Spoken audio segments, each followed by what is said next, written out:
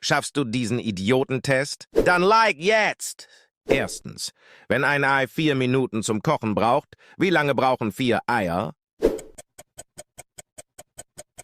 Auch 4 Minuten ist doch klar. Hahaha, das war noch einfach.